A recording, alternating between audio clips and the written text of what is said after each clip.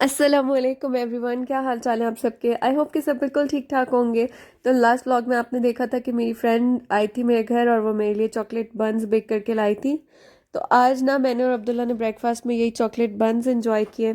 उसके बाद रमज़ान के लिए मुझे कुछ क्राफ्टिंग करनी थी और क्राफ्टिंग के लिए मुझे जो भी चीज़ें चाहिए थी उनमें गत्ता था जिसको हम कार्डबोर्ड कहते हैं या कार्टन ले लें, और साथ पेंसिल चाहिए थी। तो मैं यहाँ पे क्रीसेंट बना रही हूँ और बेसिकली ये मैं बना रही हूँ एक डेट बॉक्स, और उसके बाद मज़े की फिल्ड डेट्स बनाएंगे और डेट बॉक्स में रख के तो गिफ्ट करेंगे।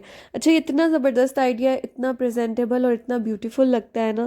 मुझे बहुत ही मज़ा आता है चीज़ों को ऐसे ब्यूटीफुली प्रेजेंट करके और उन्हें सजा के डेकोरेट करके कुछ अपनी क्रिएटिविटी ऐड करके तो फिर किसी को देना। तो यहाँ पे मैंने क्या किया है, एक क्रीसेंट की शेप का काट लिया है कार्डबोर्ड, और अब मैं ग्रीन कलर का वॉलपेपर लेकर आई थी।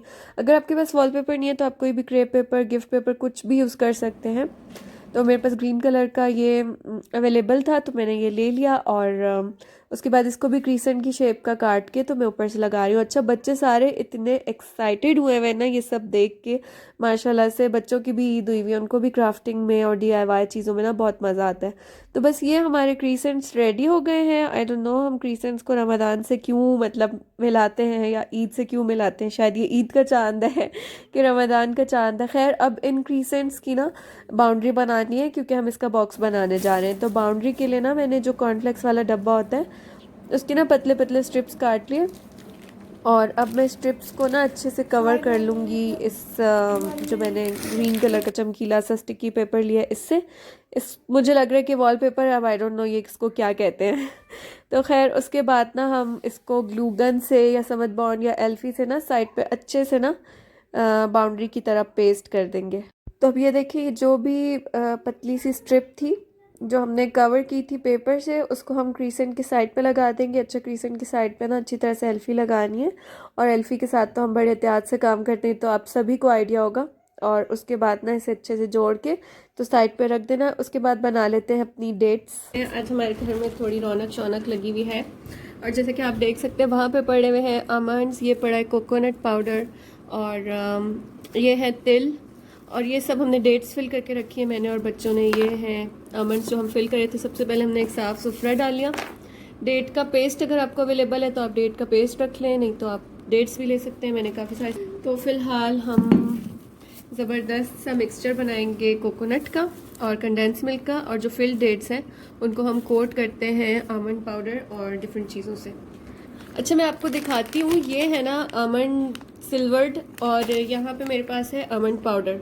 तो कुछ पाउडर निकालते हैं और कुछ सिल्वर्ड निकालते हैं, दोनों मिक्स करके ना कोट करते हैं। मैं भी कोट कर सकता हूँ? हाँ, आप भी कर सकते हैं।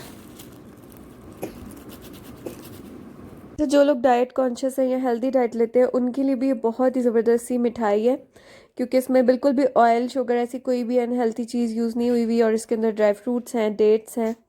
तो जब भी आपको स्वीट की क्रेविंग हो ना तो आप एक डेट बॉल उठा के खा लें। कुछ लोग ना इसके अंदर क्रीम भी फिल करना पसंद करते हैं, और कुछ लोग ना इसके ऊपर से चॉकलेट भी कोट करते हैं, लेकिन वो सारे मुझे लगा कि अनहेल्थी और अननेसेसरी लवाजमात हैं। हम कुछ हेल्थी बनाना चाहते तो हमने खूब सारे ड्राई फ्रूट्स डाल के बस डेट्स को इस तरह से बना लिया, और बच्चे भी बहुत ज़्यादा इंजॉय करते। ये हमारी रेडी हो गई है। अब हम बनाते हैं कोकोनट की फिलिंग। उसके लिए हमने लिया है कंडेंस मिल्क यानी कि स्वीट एंड क्रीमर। तो जितना भी आपको स्वीट अच्छा लगे ना उसके हिसाब से आपने डालना है क्रीमर। इसके बाद हम इसमें ऐड करेंगे कोकोनट पाउडर,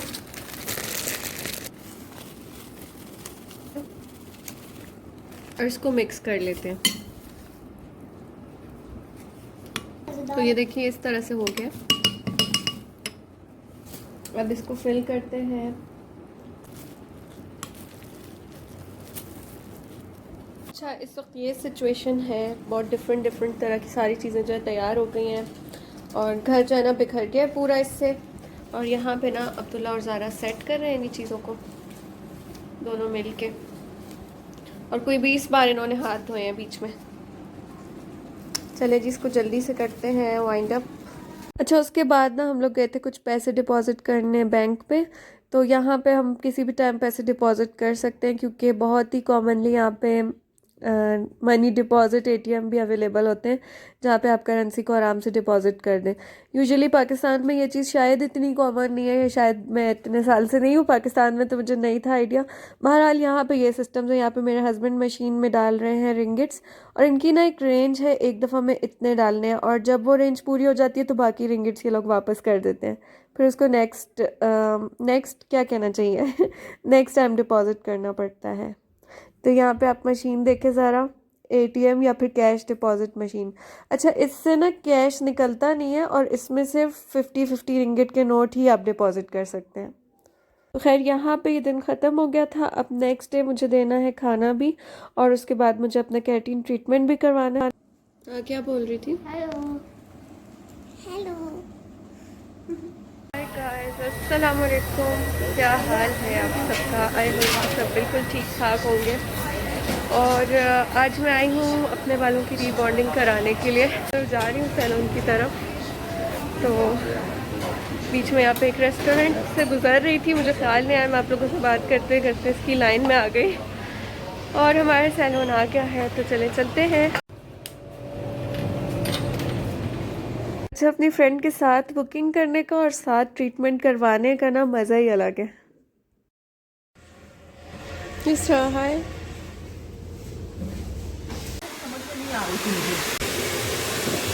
कोई आपके बाल धोता है ना, इतना मज़ा आ रहा होता है। कोई झाग बना रहा है, क्या कर रहा है।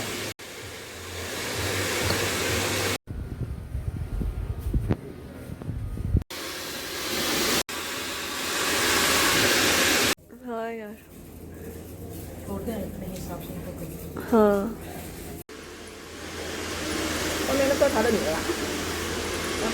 What is this? This is treatment shampoo Treatment shampoo, okay. for color and damaged hair and straightening hair. Okay, color damage and keratin. After using the treatment shampoo, drink water. Okay, Treatment shampoo and drink it. After apply the treatment conditioner conditioner. on half of the. चलें जी, यहाँ पे इनकी पूरी कोशिश शुरू है कि अपनी सारी प्रोडक्ट्स हमें सेल कर दें, और हमें अच्छा, ये मुझे एक्सपेरिमेंट्स दिखा करके रही दिखा है रही कि हैं। केमिकल लगाने से बालों पे क्या इफेक्ट होता है। बाल हैं, चेक उन करें पे जरा। इन्होंने केराटिन वाला ट्रीटमेंट लगाया, और उसके बाद इन्होंने ये शैम्पू और ये कंडीशनर वगैरह लगा के दिखाया कि देखो, अगर आप ये यूज़ करोगे तो आपके बाल सॉफ्ट हो जाएंगे, अगर आप नहीं यूज़ करोगे तो आपके बालों का क्या हाल होगा। और अब ना ये यहाँ पे हेयर स्ट्रेंथ चेक करवा रही हैं कि ये देखें, अगर बहुत ज़्यादा कलर यूज़ किया जाए और ट्रीटमेंट ना लिए जाए तो बाल बिल्कुल इजीली टूट जाते हैं। अच्छा जी, तो ये बाल इन्होंने दिखाए, जब कलर्ड बालों पे केराटिन करते हैं ना तो वो इस तरह के हो जाते हैं, यानी इस तरह से बिल्कुल कॉटन की तरह हो जाते हैं, हार्ड और सख्त और रूखे बेजान। और अब ये दिखाएंगी कि जब हम नेचुरल हेयर पे केराटिन करते हैं तो वो किस तरह होते हैं। फाइनली अब यहाँ पे ये वॉश करेंगी और फिर फाइनल रिजल्ट्स चेक कराएंगी। और मैंने ना इनकी एक प्रोडक्ट ले ली थी क्योंकि मुझे पाकिस्तान ट्रैवल करना था, और आप लोगों से मुझे न्यूज़ भी शेयर करनी थी कि हम लोग जा रहे हैं पाकिस्तान। सबके रमज़ान व्लॉग्स बन रहे हैं, रमज़ान प्रिपरेशन चल रही है, और यहाँ पे मेरी जो है ना ट्रैवलिंग की तैयारियाँ चल रही थी।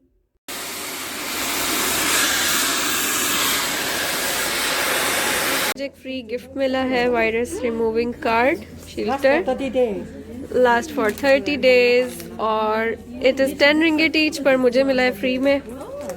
आपको भी कोई ऐसी चीज़ बाय करनी हो तो आप बाय कर लें। So can you show your face? Show your face. Face face mask. Face are not nice yet. After I go Wow. and do this one. So she looks like 50 from her face. No wrinkle. No wrinkle, right? After makeup, she will be younger.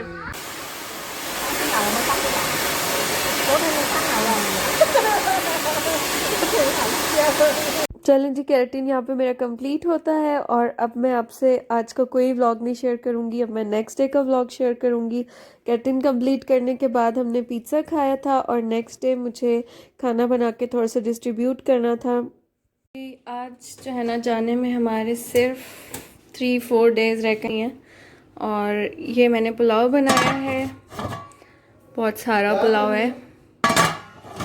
अच्छा, उसके अलावा ये yogurt sauce है, ये चीज़ biscuit है, और इसके साथ ना मैंने टैग्स लगाए हुए रमज़ान के, थोड़ा सा इसको फैंसी बनाने के लिए। अच्छा, इसमें ना मीठी टिक्कियाँ हैं, इस पर भी टैग लगा हुआ है। एक मिनट में आपको सही से दिखाती हूँ।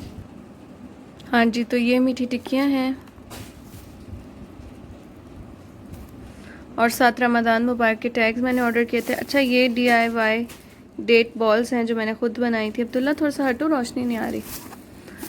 और बस इस तरह के। आज मैं व्लॉग जो है ना ज़्यादा नहीं बना सकी क्योंकि बहुत सुबह से हेक्टिक था और अब जाके चीज़ें कंप्लीट हुई हैं, साथ पैकिंग भी चल रही है, तो मुझे लग रहा था कि कंप्लीट नहीं हो पाएगा, तो लेकिन शुक्र है हो गया। तो इसके लिए शॉपिंग करना, ये सब पैक करना भी जो है ना बहुत टाइम लग जाता है। तो खैर ये टैग्स भी लग चुके हैं, चीज़ें हो भी चुकी हैं, सिर्फ पुलाव डिश आउट करना रह गया, वो मैं तैयार होकर डिश आउट करती हूँ। अच्छा, अब ना मैं ये टोकरियाँ लेकर आई थी, इसके अंदर सब कुछ सेट कर दूँगी क्योंकि किसी को देना हो तो प्लास्टिक में जो है ना बहुत बुरा लगता है शॉपर में। तो अब मैं टोकरियों में डालती हूँ, उसको रैप करती हूँ जल्दी से।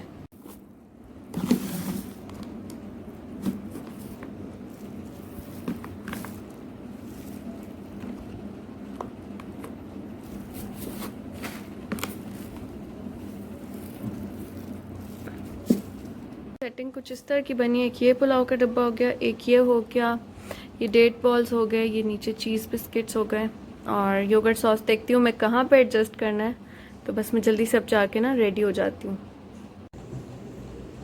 अच्छा, ये देखें, ये कुछ इस तरह से टैग्स लगे हुए हैं, इसमें ना ये बीच में पंच हुआ हुआ है, ये जो है तो नहीं नज़र क्यों नहीं आ रहा, ये जो राउंड सा नज़र आ रहा है ये पंच हुआ हुआ है। रुके मैं आपको एक करके दिखाती हूँ। नहीं मेरी बेटी, आप नहीं। अच्छा, ये देखिए मैं कैसे कर रही हूँ इसको ना, ये इसका ये ना पेपर जो है ना पंच हुआ हुआ निकाल दिया, और उसके बाद ना इसको यूँ निकाल लिया ऐसे। अच्छा, उसके बाद ना ये धागा है, धागा कहते हैं जो भी कहते हैं, ये है, और इसको ना इसमें डाल के इस तरह से टैग बना दिया। टैग मैंने 2-3 बनाए, मैं आप लोग को दिखाती हूँ। तो मेरा आइडिया बहुत कुछ था लेकिन अब जाने का हो गया, जल्दी जल्दी में मैंने फिर इस तरह कर दिया। और बस ये टैग जो है ना मैं चीज़ों पे लगा दूँगी, बहुत खूबसूरत लगते हैं इससे।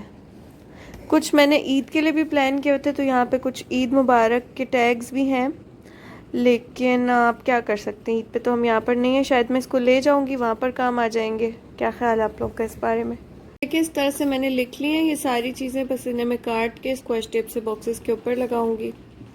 चलें जल्दी से करते हैं। तो ये जा रहा है पैकेट क्रैब के थ्रू अपने रेसिपिएंट के पास। अच्छा जी, फूड हमने सारा बना के तो दे दिया जिसको देना था। काफ़ी हेक्टिक हो गया यार, मैंने नोटिस किया। मैं 8 बजे सुबह से खड़ी हुई थी और फ्री हुई हूँ मैं 12 बजे, 12:30 बजे। तो काफ़ी ज़्यादा हेक्टिक हो गया था आज, और मैंने और हस्बैंड ने तो ब्रेकफास्ट भी नहीं किया। एक्चुअली मैंने बनाया ही नहीं, और मतलब मैं कहती रही कि अभी बनाती हूँ अभी बनाती हूँ, तो बस उन्होंने भी फिर वेट किया कि बनाएगी बनाएगी, और मैं इतनी देर काम में लगी रही, और बस ना मैंने ब्रेकफास्ट किया ना उन्होंने ब्रेकफास्ट किया। तो अभी ना मेरे हस्बैंड की डेंटल क्लिनिक पे अपॉइंटमेंट थी, तो हम लोग आए हुए डेंटल क्लिनिक पे। अभी भी काफ़ी सारे काम रहते हैं यार, मैं बहुत स्ट्रेस आउट हो गई हूँ, बहुत एंशियस हो गई हूँ। समझ नहीं आ रहा बंदा अपनी शॉपिंग पूरी करे, समझ नहीं आ रहा बंदा जाए क्या करे कुछ समझ नहीं आ रहा। मैंने सोचा था कि मैं जो भी बना रही हूँ उनकी रेसिपीज़ वगैरह सब रिकॉर्ड करूँगी, क्योंकि अगर किसी को बनाना हो तो वो भी फॉलो कर सकें, लेकिन बिलीव मी टाइम ही नहीं था मेरे पास बिल्कुल। इधर भाग रही उधर भाग रही, ये करी वो करी, शुक्र है ये हो गया। अपना कल मेरी फ्रेंड ने मुझे कहा हुआ है कि कल का दिन मैंने उसके साथ स्पेंड करना है, तो मेरे पास बस आज का ही दिन है। आई होप कि मैं आज जल्दी जल्दी से ना तैयारी अपनी सारी कंप्लीट कर लूँ, ताकि कल मैं रिलैक्स होकर उसको टाइम दे सकूँ। और अगर नहीं हो सका, मतलब मैं रिलैक्स होकर मतलब तैयारी नहीं कर सकी, तो फिर मैं उसको टाइम भी रिलैक्स होकर नहीं दूँगी। फिर मेरे जहन में यही चलता रहेगा कि यार इतने टाइम में काम कर ली थी और मैं यहाँ पे आके टाइम वेस्ट कर रही हूँ। बस मुझे लगता है अभी बस मुझे जाके ना तो जल्दी जल्दी से सब कुछ पैक करना है। चले जी, अब यहाँ पे आपसे इजाज़त लेने का टाइम। कल के व्लॉग में पैकिंग करेंगे, शॉपिंग करेंगे। अपना बहुत सारा ख्याल रखें। अल्लाह हाफिज़।